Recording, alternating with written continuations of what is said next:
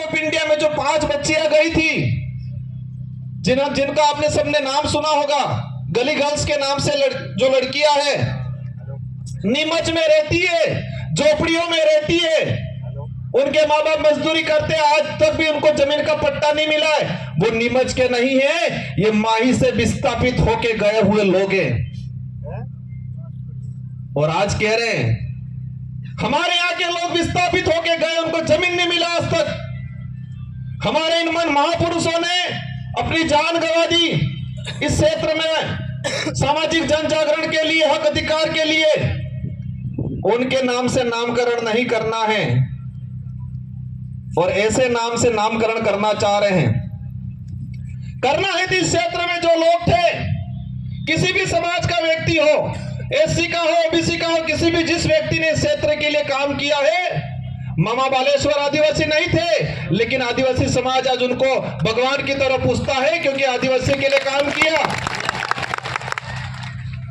हम हर उस व्यक्ति का, हर उस समाज का सम्मान करेंगे जो मानवता में विश्वास करता है, और उस हर व्यक्ति और उस हर धर्म का विरोध करेंगे जो छुआछूत, भेदभाव, ऊंच नीच करता है। उन सबका हम विरोध करेंगे, क्योंकि ये देश संविधान से चलता है। और आज बात करें, एक नारा लगाया जा रहा है 400 पार। क्या नारा लगा रहे हैं? 400 पार। अंग्रेजों और मुगलों ने इस देश को कम लूटा था, उससे भी खराब स्थिति से ये लोग इस देश को लूट रहे हैं। इसका असर आदिवासी या एससी को ही नहीं है, इसका असर पड़ेगा हर वर्ग के व्यक्ति को, आने वाले समय में भुगतना पड़ेगा। ये लोग बहुत बुरी तरीके से इस देश को लूट रहे हैं। एक वक्त था 2013 के अंदर, वो नारा लगाते थे वही वो व्यक्ति कि न खाऊंगा न खाने दूंगा। और आज जितने देश के अंदर खाने वाले लोग थे, उन सबको वो साथ में मिला के कह रहे कितना लाओ लाओ, बंटवारा करते हैं। ये सारी बातें होगी, लेकिन हमको करना क्या है? हमको उनको सबक सिखाना है, उन नेताओं को एहसास कराना है कि ये राजतंत्र नहीं, ये लोकतंत्र है। और इस लोकतंत्र में संविधान ने जनता को ताकत दी है, जिसे हम लोकतंत्र की कुंजी कहते हैं, जो वोट है। और हर 5 साल में उसका अवसर आता है। आज मुझे कहते हैं एमएलए साहब बहुत बड़ा दिग्गज आदमी है, बहुत पैसा है, ये कहते हैं, टक्कर लेनी पड़ेगी, ये कहते हैं। मैंने कहा मैं नहीं लड़ रहा हूं, डूंगरपुर बांसवाड़ा की जनता चुनाव लड़ रही है। और ये जनता पैसों के लिए चुनाव नहीं लड़ रही है, ये जनता सुख सुविधाओं के लिए मेरे साथ नहीं है, ये जनता स्वाभिमान के लिए है। इस जनता के अंदर जो साथ मेरे साथ जुड़ रहा है, संगठन के साथ जुड़ रहा है, उस प्रत्येक व्यक्ति के अंदर स्वाभिमान जगा है, अपने आने वाली पीढ़ी के लिए कुछ कर गुजरने की ताकत जगी है, इसलिए मेरे साथ जुड़े। और देश के इतिहास उठा के देख लो, आजादी से पहले भी जो राजा रजवाड़ा या मुगलों की सेना होती थी, तो सोना में भर्ती होता था सिपाही, तो वो सैलरी के लिए होता था, तनख्वाह मिलती थी। या किसी राजा से एग्रीमेंट होता था, सहयोग में पूरी सेना भेजता था, तो रियासत क्षेत्र की कुछ जमीन को लेकर सौदा होता था। लेकिन वो सेना युद्ध के मैदान में टिकती नहीं थी। और यही देश के इतिहास उठा के देख लो कि मुगल के, अकबर के सामने इस देश के सारे राजाओं ने अधीनता स्वीकार कर ली थी, लेकिन महाराणा प्रताप एक ऐसा था जिसने मुगलों के सामने अधीनता स्वीकार नहीं की थी। देश के इतिहास में पढ़ाया जाता है, हमारे बड़े बुजुर्गों से सुनते हैं कि देश के अंदर सारे राजाओं ने अकबर की अधीनता स्वीकार कर ली, लेकिन राणा प्रताप ने अधीनता स्वीकार नहीं की, क्योंकि देश के अंदर अन्य उनकी जो सेना थी वो सैलरी पे थी, तनख्वाह पे थी। देश के अंदर जो अन्य राजा थे उनके सहयोग में आई हुई सेना कुछ जमीन की लालच में आई थी मदद करने, लेकिन राणा प्रताप के साथ में जो सेना थी वो तनख्वाह वाली सेना नहीं थी, वचन वाली सेना थी, और वो भीलों की सेना थी। किसकी सेना थी? भीलों की सेना थी, पठानों की सेना थी। अगर वो तनख्वाह वाली सेना होती तो युद्ध के मैदान में टिकती नहीं।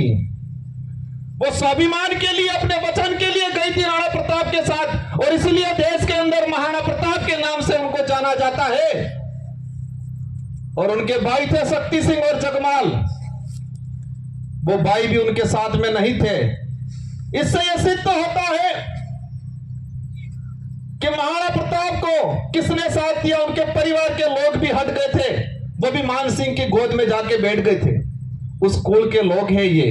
और मुझे पता है कि इस कांग्रेस और बीजेपी के बहकाव में आके उनसे पैसा लेके ये काम नहीं करेंगे। ये लोग स्वाभिमान के लिए काम करेंगे, ये वचन के लिए काम करेंगे, आने वाली पीढ़ी के लिए काम करेंगे। मेरी बात को आप समझ गए होंगे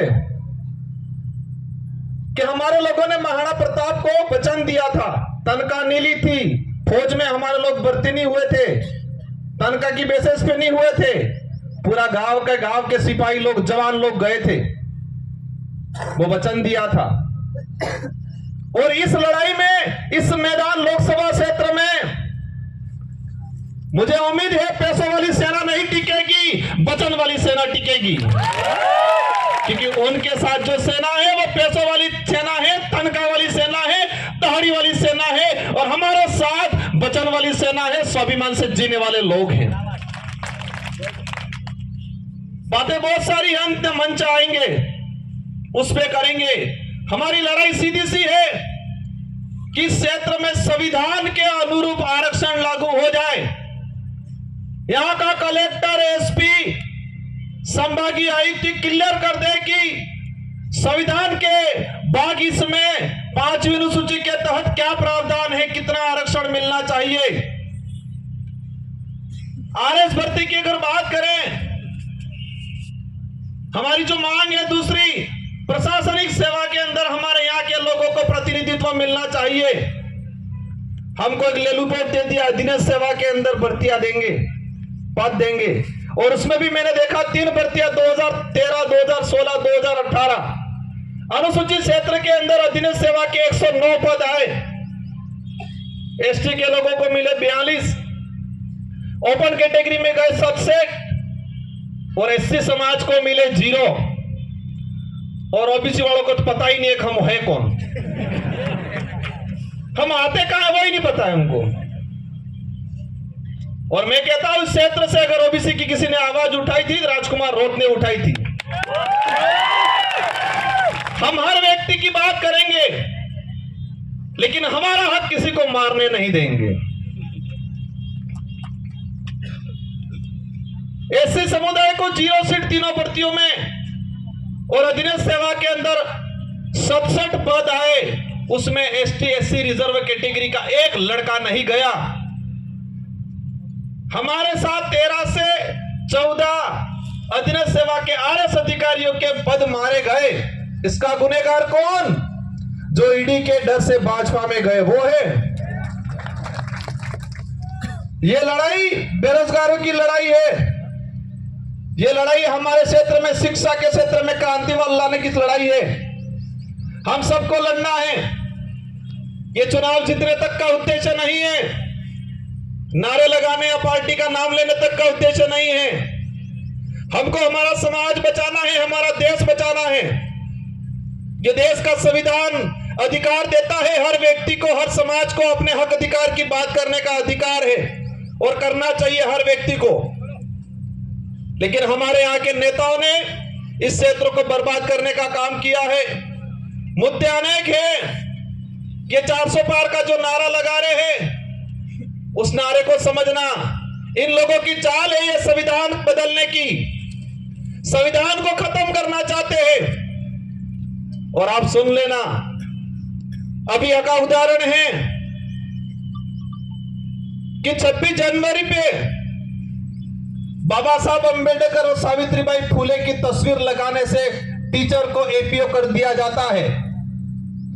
जिस पार्टी को बाबा साहब अंबेडकर और सावित्रीबाई फुले की तस्वीर से दिक्कत है, वो देश का भला कर सकते हैं क्या?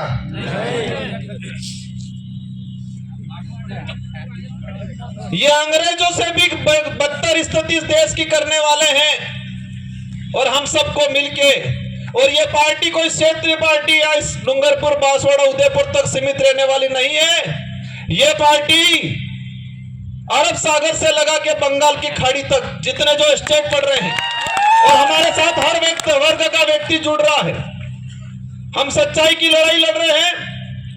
आने वाले समय में मुझे उम्मीद है, मेरी बात पे आप गौर करोगे कि युद्ध के मैदान में सैलरी वाली जो तनख्वाह वाली सेना नहीं टिकती है, युद्ध के मैदान में वचन वाली और स्वाभिमान वाली सेना टिकती है। और वही सेना मेरे साथ है। मुझे पता है हमारे लोग गरीब है, कमजोर है हमारा कार्यकर्ता, लेकिन मुझे यह भी पता है कि उस व्यक्ति के अंदर जमीर जिंदा है, उसका स्वाभिमान नहीं मरा है। वो व्यक्ति डट के मुकाबला करेगा और पूरे भारत की रोमांचक सीट ये होगी। और मुझे दुख भी है, मेरे 84 के कार्यकर्ताओं का दुख है, मेरा भी दुख है कि 84 की जनता ने एक शानदार मैंडेट दिया था मुझे। मेरी भी इच्छा थी मैं 84 के अंदर ही रहूं, मेरे कार्यकर्ताओं की भी इच्छा थी 84 के अंदर रहूं, लेकिन बांसवाड़ा वाले ही नहीं माने। और आपको ये तेरवाने का काम करना है और ये बेड़ा पार करना है। इन्हीं शब्दों के साथ आप सबको धन्यवाद। एक बात और बोलना चाहूंगा, देश के अंदर भाजपा के नेता बहुत प्रताड़ित थे, और विशेषकर बांसवाड़ा में जो भाजपा के नेता बेचारे बहुत प्रताड़ित थे, हमसे भी ज्यादा प्रताड़ित थे। बचपन में बच्चा रोता था, मां कहती थी भूत आ जाएगा सो जाओ। और यहां भाजपा के नेता इतने प्रताड़ित है, हल्का सा बेचारा कुछ करता है कहते हैं ईडी आ जाएगी चुप हो जा। मोदी जी की ईडी आ जाएगी चुप हो जाएगा। वो चाहता बहुत कुछ है बेचारा, पर अंदर से डर हुआ है। उनको भी कहना चाहूंगा, आप चिंता मत करो, आपके विचारों को यहां रखने का अवसर मिलेगा। इस संगठन के साथ जुड़ो और इस क्षेत्र की जनता के लिए, युवाओं के लिए, हक अधिकार के लिए आगे बढ़ो। हम आपको साथ में लेकर चलने का काम करेंगे। इन्हीं शब्दों के साथ आप सबको धन्यवाद, आभार। जय जोहार, जय भारत, जय संविधान।